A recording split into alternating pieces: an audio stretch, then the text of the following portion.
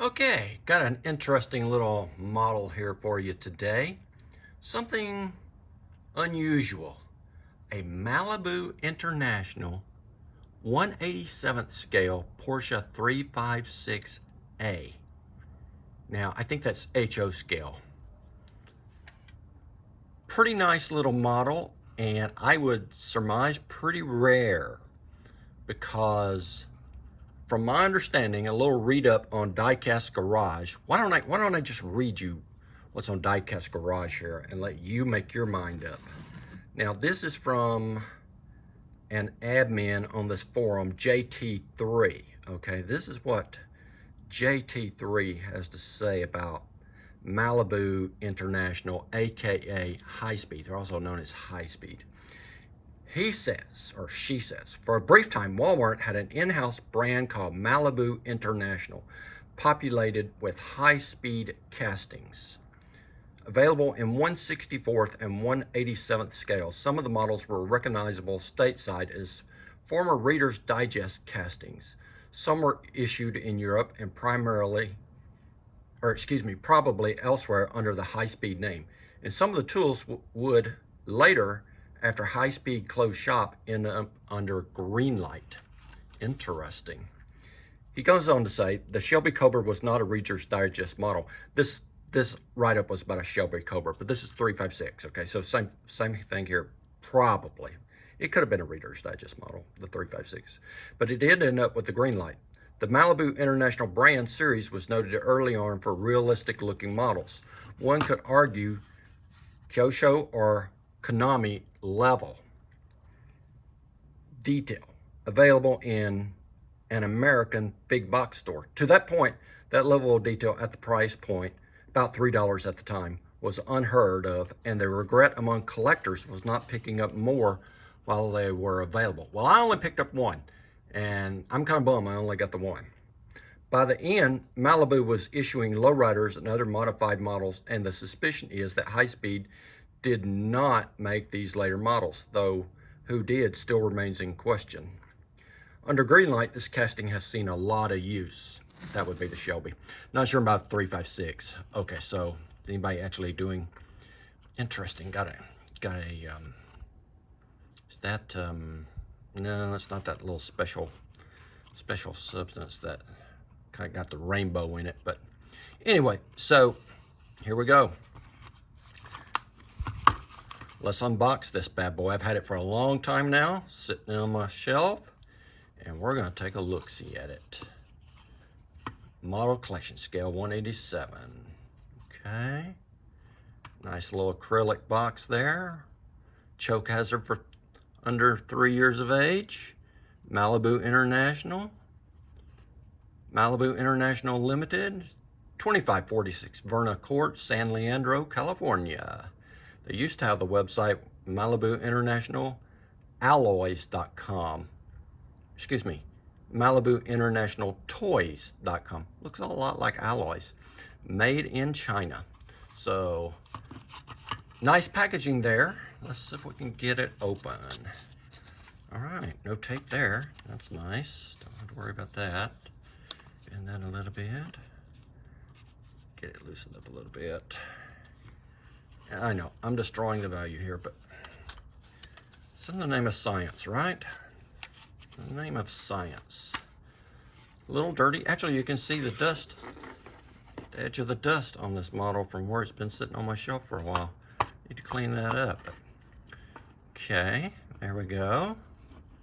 Looking good, looking good. Gorgeous, and I love this color in a 356. If you've seen them in real life, this color is wonderful on 356. Nice looking little model, great presentation. Let's flip it over and let's see. Well, let's do this first. Let's just flip it over and see if we can get the box open. Pops open well enough. Okay, let's do it again here. Very nice presentation on this little car. I like it a lot.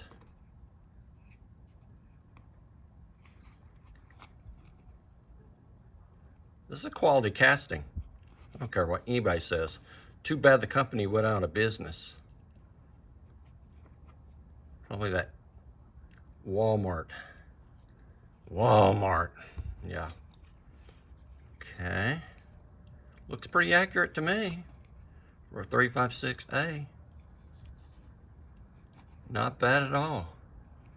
Okay. Flip it over. Let's take a look at this. Yeah. Very nice presentation. Now let's flip it over and see if we can get the actual model off of the base. Not sure how that screws on, but I would assume it's like anything else. Is the car moving yet? Car does not seem to be loosening up. I'm gonna do a few more turns here. This may be. Okay, it was a lot simpler than, more simple than I thought it was. Let's pull the base up here, and you can see that it's just kind of like a notched system there. So there's a matching notch underneath the car right there. So I was spinning, was getting no wears on this particular vehicle. All along, all I had to do was just turn it, what would have been a quarter of the way around, and just pull on it. So that worked pretty well. So nice little base system, doesn't take much to get it off of there, and got a little stopper there, got a corresponding hole in the car, goes with the stopper. You can see that. Keep the car from spinning on the base. Yeah, nice presentation. Okay, let's see what we got. Now, this is probably a 20-year-old car, so these tires, even though they may be rubber, they may be very hard rubber by now. Okay, so let's put that right there. It doesn't roll. I mean, it rolls freely, but it's not going to just roll and take off on you. Okay, so this is not a car that you're going to be using on a Hot Wheels track or anything along those lines, but it is a nice little model. Look at that. The detail is exquisite on this thing. Just really, really nice. Very nice. Maybe getting into the point where my camera's not focusing anymore. Don't want to be doing that. Like that so you can see it a little better, but so we can see inside the interior. Is that a left-hand drive? Yes, you can see the steering wheel there, left-hand drive. Got the nice chrome on the front end of the vehicle. Headlights painted, bumper painted, door handle chrome painted, tan, beige, whatever you want to call it, interior, nice steely wheels on there, reminiscent of the actual 356. Got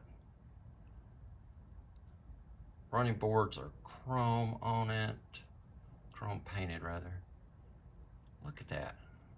Bumpers. Does it actually have a tag on it? Okay, I'm gonna have to put this under magnifying glass real quick. So it's got a tag. No tag, but I believe it actually has Porsche 356 stamped underneath the grille there, which it's really tiny. And even with my magnifying glass, it's pretty small and pretty hard to read. Let me look at it one more time, okay? My apologies for not being better prepped, but like I said, this is the first time I pulled it out of the box. Now, oops, it says Porsche 1600. Maybe if I zoom in a little bit on the camera right here, I can show it to you. But wow, look at those tail lights. I wish Hot Wheels would put this much effort into their cars. It would be fantastic. Now looking underneath, we actually got some modeling underneath of the car as well. That's really cool. Got exhaust system back there. Got some floor pan area stuff defined. Not sure what these little boxes are, or this grid here is on the bottom of the car, but I ain't looked at the bottom of 356 in a long time. Got your tranny there modeled. Yeah, it's a nice little car. So, nice little package, nice presentation. Something I think any of us would be happy to have in our collection. I like it. I like it a lot. And I went on eBay and checked some prices on these things, and you can grab these off of eBay for, I would estimate, between $7 and $15. And I'm not talking about just the 356. They made a lot of different models. So 356, Shelby Cobra, you saw the Shelby Cobra. I think I saw a Sprinter van on there, like a delivery van or something along those lines. I think I saw a BMW Z3, if that's of interest to anyone. Yeah, go on eBay and look for Malibu International, or look for High Speed Diecast. Malibu International Diecast or High Speed Diecast. I think it's under either one of those two names. If you see this little logo right here, then you'll know you get the right thing. Great little car, great little presentation. Really sad to see that they've gone out of business. Glad I pulled the car out for you to take a look at today. It's a nice car. Hope you enjoyed it. Don't forget to subscribe, like the video, drop me a comment, tell me what you think about the car, and we'll see you on the next review. Thanks a lot. Have a great day.